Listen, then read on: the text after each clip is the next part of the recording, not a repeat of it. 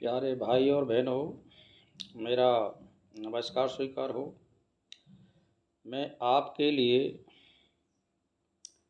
परमार्थ के लिए तथा आपको समझाने के लिए और कुछ आगाह करने के लिए मैं आपके लिए वीडियो बना रहा हूँ, जिसका विषय है आसक्ति किसे कहते हैं।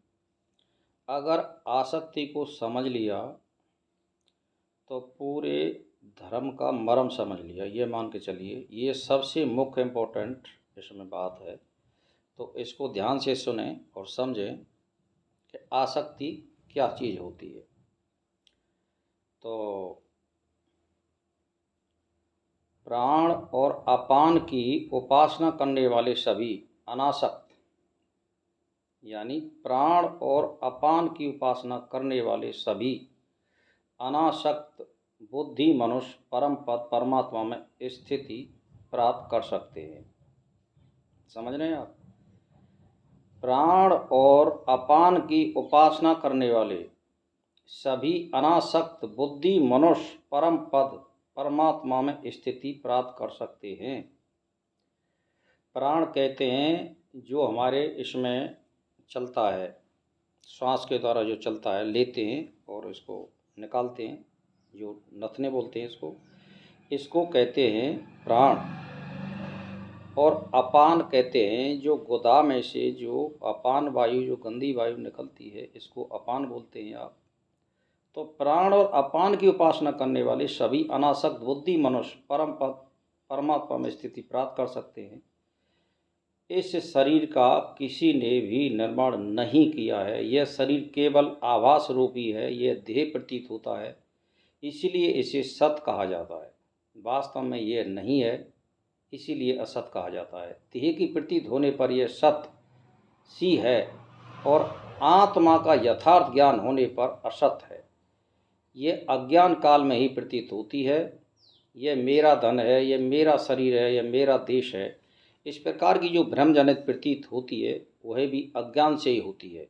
आप समझो, ये भी अज्ञान से होती है।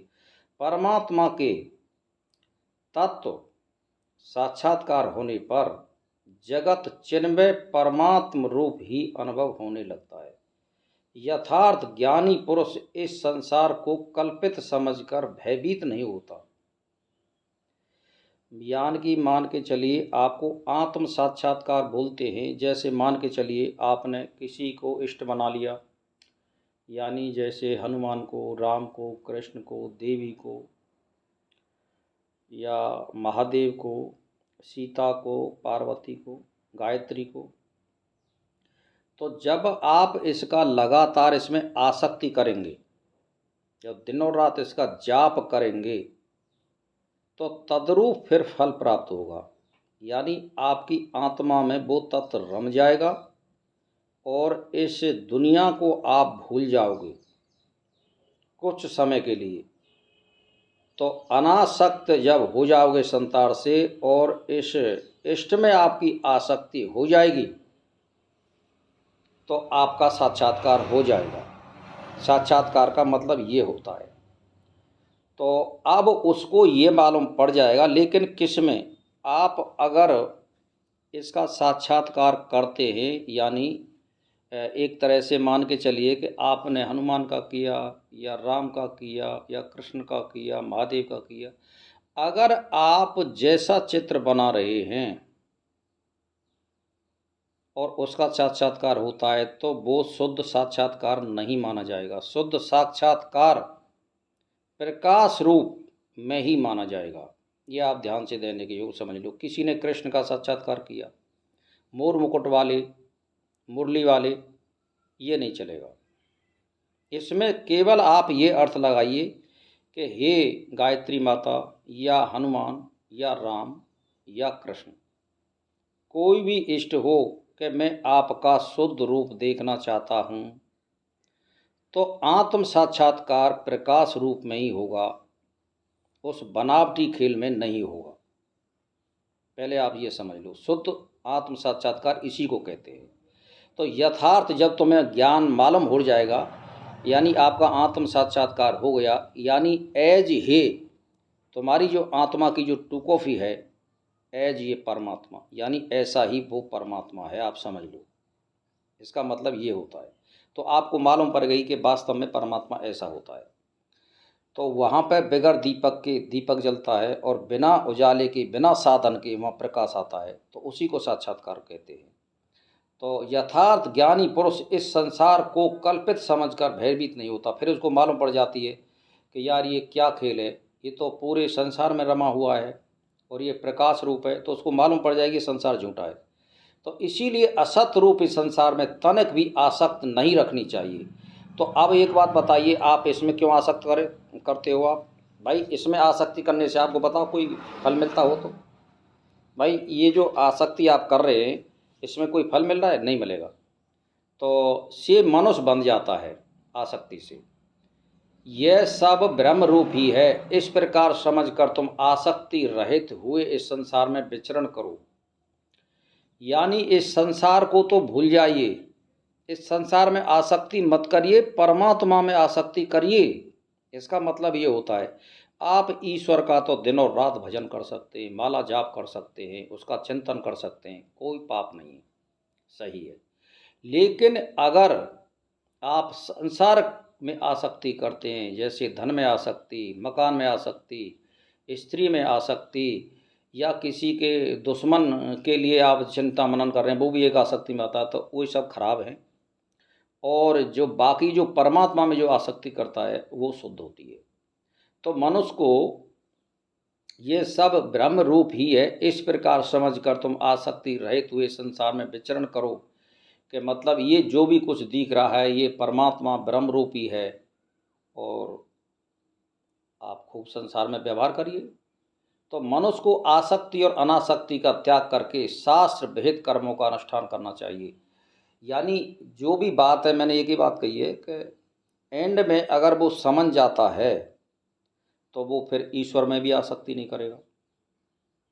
जब वो सारी चीज़ों को समझ जाएगा तो वो फिर ईश्वर में भी आसक्ति नहीं करेगा। जैसे मान के चलिए आपका ध्यान चिंतन का समय हुआ तो तुरंत उठ खड़े हो और अपने ध्यान चिंतन करो। अब सुबह से ही मत बनाइए, अरे मैं इतनी माला जाप करूँगा, या मैं इतनी वो मतलब दीपक जोड़ूंगा, या मैं हवन करूँगा, या ये पाठ करूँगा, ऐसे मत करो। आप समय आता है उसको तुरंत करिए, अनासक्ति उसे कहते हैं। तो मनुष्य को अनासक्ति और आसक्ति का त्याग करके शास्त्र विहित कर्मों का अनुष्ठान करना चाहिए। यानी उसमें आसक्ति मत करो। एंड में निचोड़ ये आता है, जब वो शुभ है या अशुभ कर्म है, आसक्ति किसी मत करो।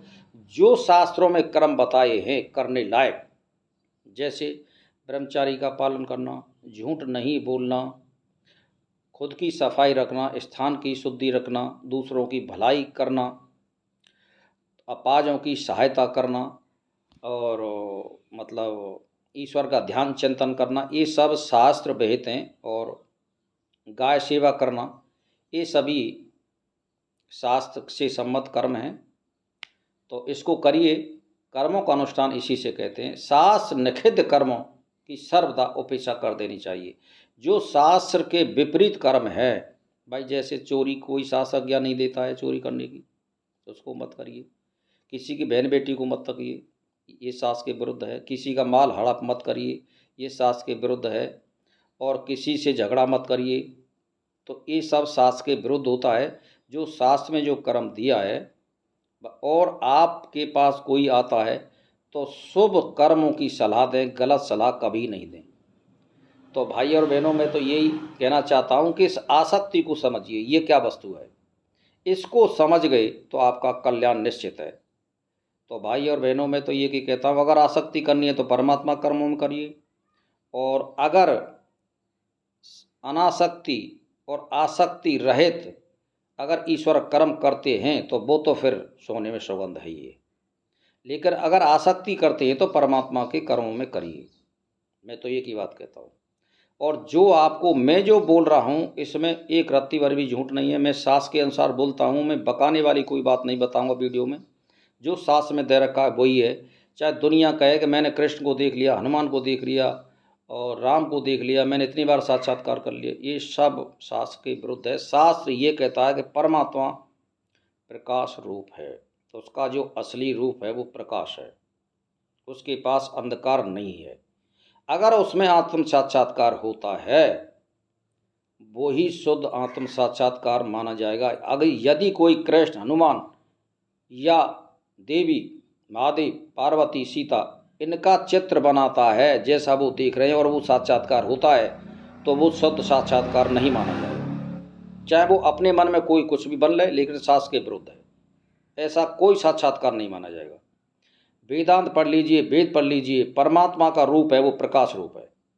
इसीलिए भाई और बहनों से मैं तो ये कहता हूँ, आप शास्त्र पढ़िए, सज्जनों का संग करिए और शुभ कर्म करिए और दूसरों को शुभ कर्म करने की प्रेरणा दें और आप खुद शुभ कर्म करें।